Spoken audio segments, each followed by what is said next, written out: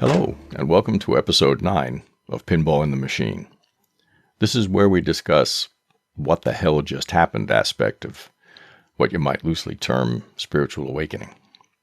Lots of things are changing, so if your life is seeming a bit odd, this might give you a different point to view. Each week, Tom and I meet to discuss our progress, or otherwise, and our take on what might be occurring in the non-physical world. And this podcast is from those conversations, so grab a coffee and sit in as we attempt to describe the indescribable. I'm Greg, and I'm here with my dear friend Tom. Hi, Tom. How's it going? Hi, Greg. It's good, thanks. Nice to chat to you. Yeah, it's good to see you. And first off, I listened back to last week's podcast, and it was quite emotional, really, listening to. Obviously, you were in a fairly tough place with the news of your sister's dying, but there are also moments in it where we reached all ends of the spectrum, I thought. So thank you for that. Thank you. It was quite a ride, I can tell you. So I've been carrying on with my little habit tracker that I mentioned last week. Just seeing what I do, what I don't do. I've worked out that if I don't work on the podcast for a day, I also don't floss. So I need to. Don't know why they're correlated, but that's.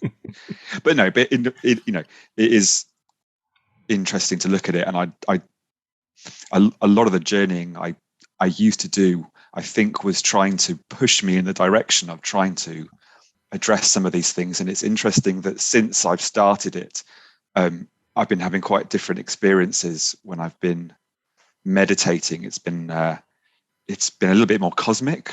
I've been having some conversations with old friends, which has been a bit different for me. And tell you, the one thing that I noticed was with one particular person was just the mannerisms and the characteristics and what they said to me was just so bang on exactly who they actually are that it must have just been them.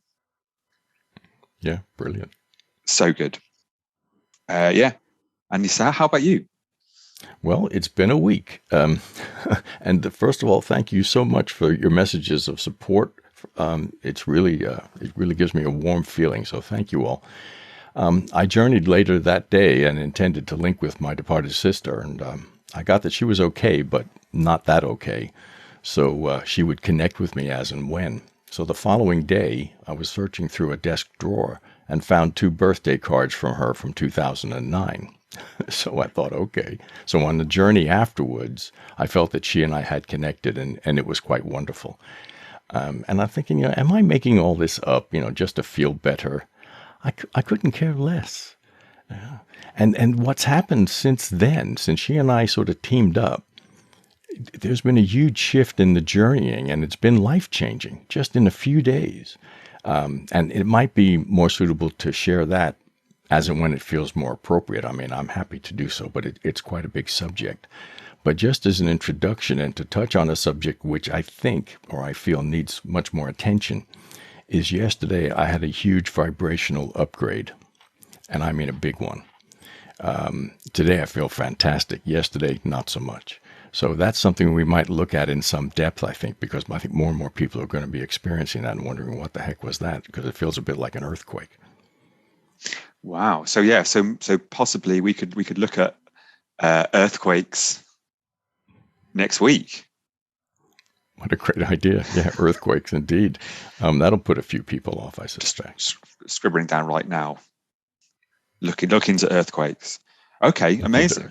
So what are we going to do first off? Are we going to go back to what we were talking about last week? What about the dimensions? Yeah. So do you want to lead that? Yeah. Okay. So I to introduce it. I had a little think about that, and I suspect that as seems to be a bit of a pattern, so I may come at a slightly different perspective from yourself, but I bet we meet. So I was thinking about it actually just in terms of physics and dimensions, kind of space, time, all that kind of stuff. And it just made me think that we spend so much of our time just operating in kind of the 4 dimensions, don't we, in terms of just space and time. And you almost kind of look at meditating or your your consciousness is like there's the fifth dimension potentially. And what I've found is in journeying is that I've started to be able to marry the consciousness with the normal dimensions. So that's a bit like kind of from a physics perspective. Gotcha. Of saying bringing this consciousness into the real world, which I guess to an extent is what we've been doing, right? Because so much of my life before I found this was just trying to solve problems in real time, in the real world, and just going around in circles or thinking you'd got something and it didn't work. And applying the fifth dimension or your consciousness to it changes everything, because you get a completely different perspective. You bring it back into the real world and something happens. And then you go around again and you go around again. I wondered whether you might, when you were talking about dimensions as well, you might have meant more kind of, I don't know, like the chakras or something, or going up and down. Or but I certainly feel like some days I land back in the real world and feel like I'm in a different place or a different dimension. But I think those are just the download days, right? I love that. Those are the days where your balance of dimensions of space, time, consciousness is not in its normal sync. So it feels completely different. Either time feels like it's moving really slowly or fast, or just the amount of information swimming around from your consciousness is kind of overloading everything else. And it just feels like a completely different world.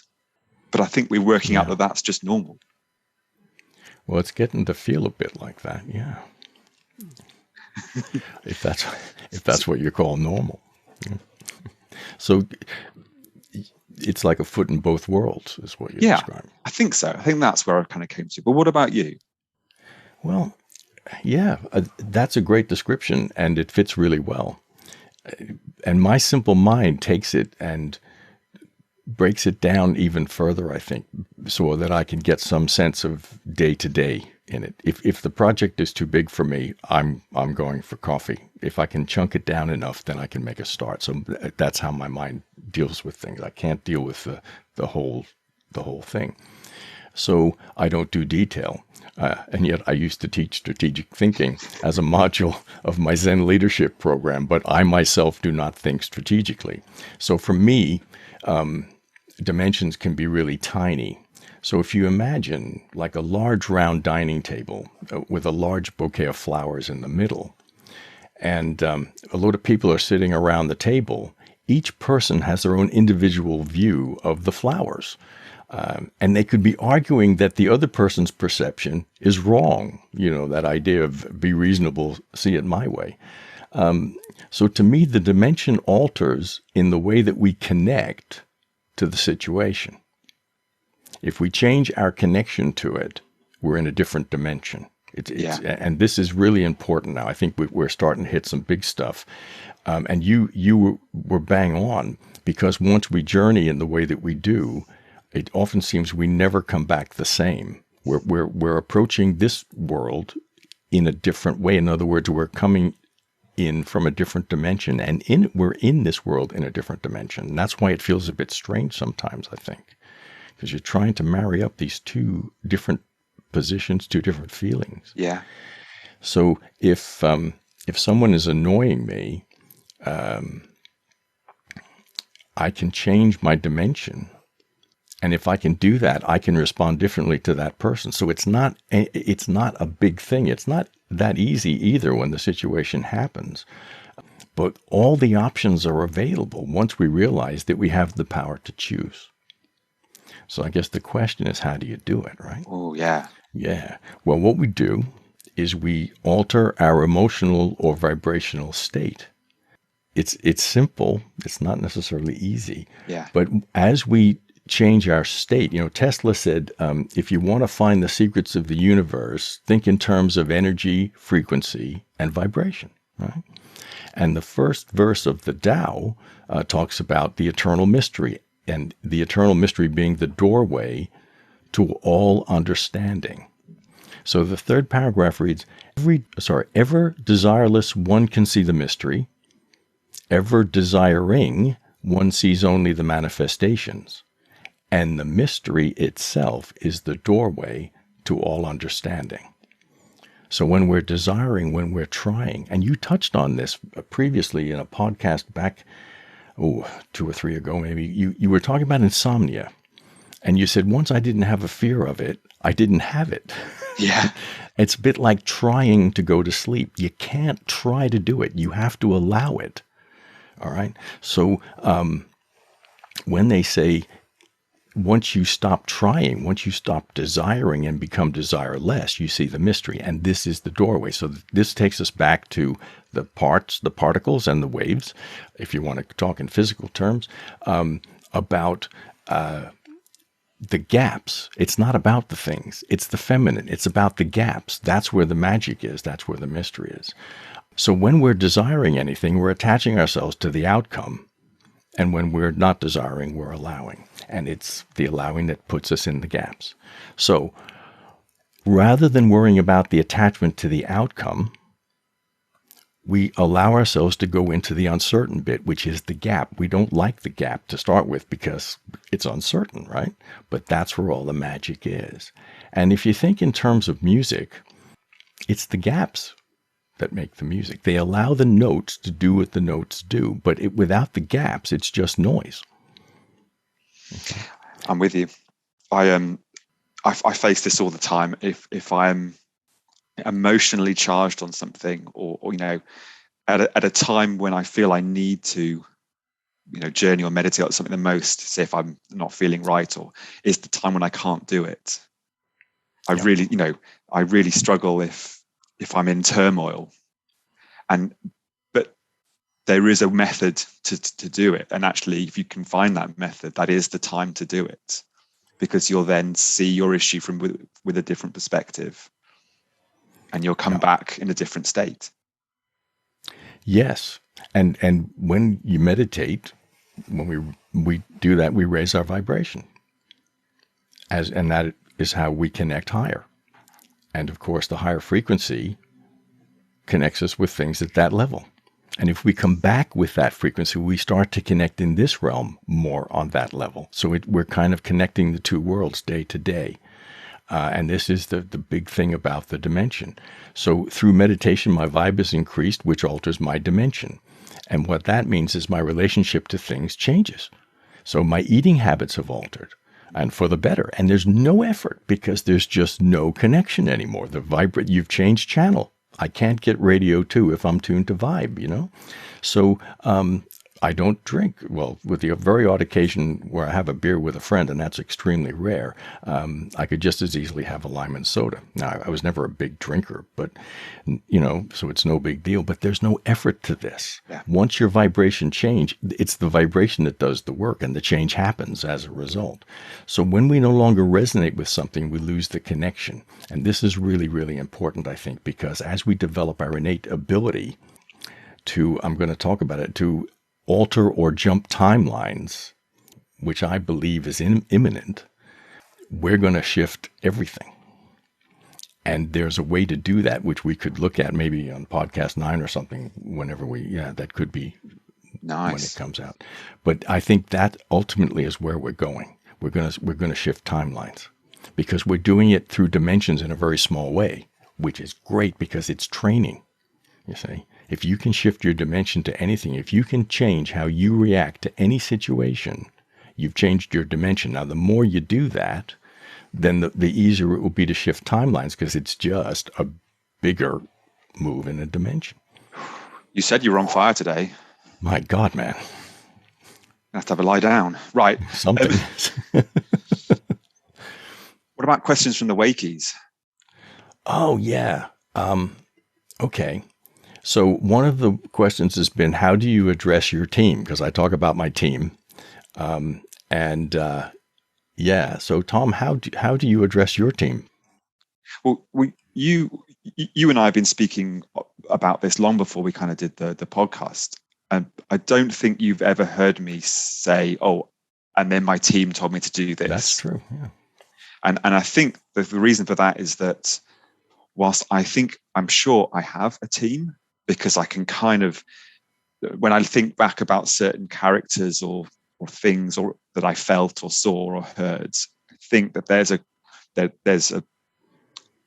there's some sense of these different entities or whatever it is who have different agendas or drive different things.